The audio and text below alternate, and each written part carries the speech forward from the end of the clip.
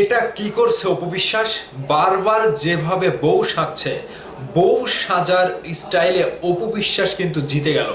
অপবিশ্বাস কিন্তু এক ধাপ এগিয়ে গেল বুবলির থেকে। ঠিক যেভাবে তিনি বারবার একের পর এক বউয়ের সাজে ধরা দিচ্ছে, আমার মনে হচ্ছে যে এই বউয়ের সাজে যতবার ধরা দিয়েছে অপবিশ্বাস, প্রত্যেকবারে যদি একটা সত্যি সত্যি বিয়ে হতো, তাহলে কয়টা বিয়ে হতো আপনারা একটু ভেবেচিন্তে বলবেন। তবে এই বিয়ের বউ সাজার পেছনে বিশাল বড় একটা কাহিনী রয়েছে, যে কাহিনীটা কেউ বুঝতে পারছে না কিংবা ধরতে পারছে না।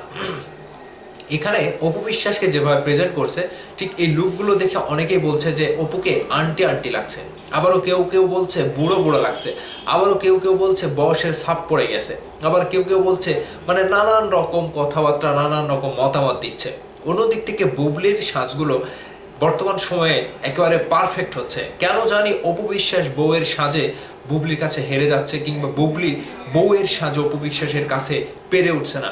তো শাকিব খান ভাইয়ের সোলজার সিনেমার লুকগুলো বরাবর যেভাবে দিচ্ছে, প্রত্যেকটা হিট হচ্ছে, কিন্তু অপু বিশ্বাসের যে লুকগুলো আসছে, প্রত্যেকটা লুক নিয়ে সমালোচনা হচ্ছে, কিংবা বুবলি যে লুকগুলো প্রকাশ করছে, প্রত্যেকটা লুক নিয়ে কিন্তু প্রশংসা হচ্ছে।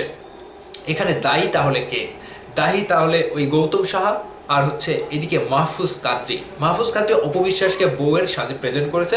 অপবিশ্বাস 2 দিন আগে সাংবাদিকদের সাথে একটা বিশাল বড় আয়োজনে ব্রাইডাল শোতে গিয়ে সাংবাদিকদের সাথে বারবার তিনি কথোপকথন করেছে, এবং সাংবাদিকরা যেভাবে তাকে প্রশ্ন করছিল যে বারবার বউয়ের সাজে কেন, বউ সাজটা কার জন্যে, অপবিশ্বাস কিন্তু সুন্দরভাবে উত্তরটা দিয়েছে যে বউ সাজতে খুবই ভালো লাগে এবং তোমাদের জন্য কিংবা শাকিব খানের জন্য এরকম একটা কথা উঠেছে।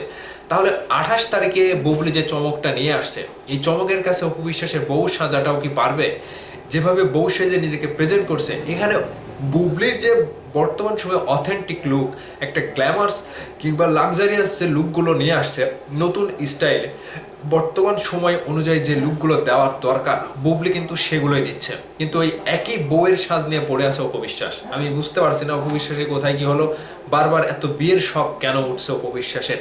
বর্তমান সময়ে অপবিশ্বাসের কাজগুলো লক্ষ্য করলে দেখবেন ওই একই রকম টাইপের, একই প্যাটার্নের লুক দিয়ে, একই প্যাটার্নের ড্রেস আপ করে তিনি কিন্তু আসছে।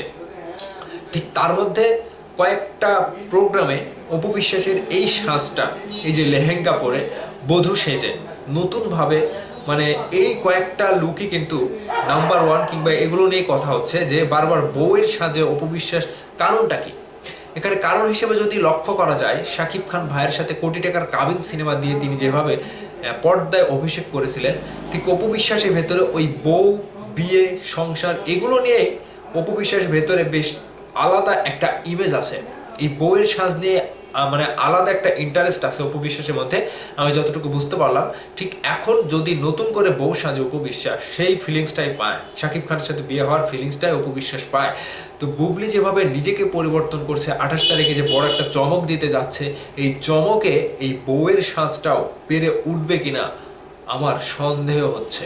যেভাবে বুবলি অপবিশ্বাস, গৌতম সাহা, মাহফুজ কাদ্রি, শাকিব খান সবাইকে পেরিয়ে, তিনি শাকিব খান ভাই না, এই যে কয়েকজনকে পেরিয়ে বুবলি যেভাবে নিজেকে লড়াইয়ে জিতিয়ে নিচ্ছে, আমার বিশ্বাস অপবিশ্বাস বউ সেজেও বুবলির সাথে পারবে না।